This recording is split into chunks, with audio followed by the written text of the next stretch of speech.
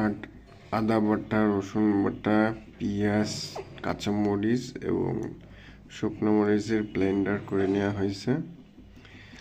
আমরা এখন গরুর মাংস রান্না হবে স্পেশাল প্রসিডিউর করে।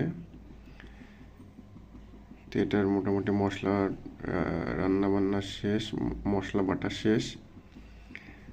আমরা এখন আস্তে আস্তে রান্না শুরু করব। পরিমাণ মতো তেল দিয়ে নিচ্ছি।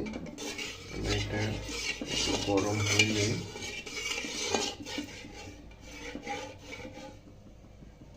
তখন আমরা আস্তে আস্তে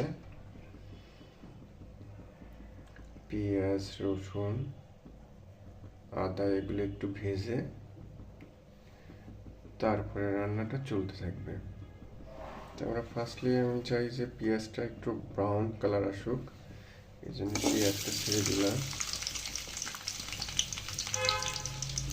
যেহেতু বাসায় আমার রাঁধুনি নাই, সেহেতু পেঁয়াজ কাটায় আমি একটু শর্টকাট পদ্ধতি নিয়েছি।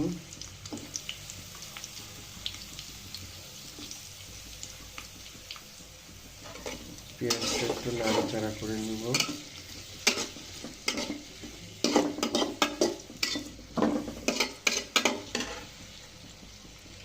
চালটা কমানো আছে, একটু বাড়াবে।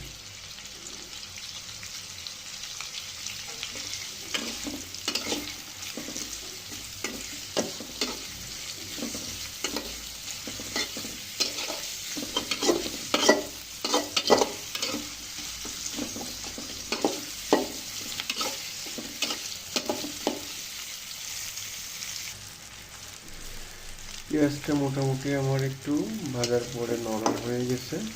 এখন আমরা অন্যান্য জিনিসগুলো দেব। আমরা এটার সাথে আদা, তারপরে আমাদের শুকনো মরিচ আছে সেটা দিয়ে দেবো।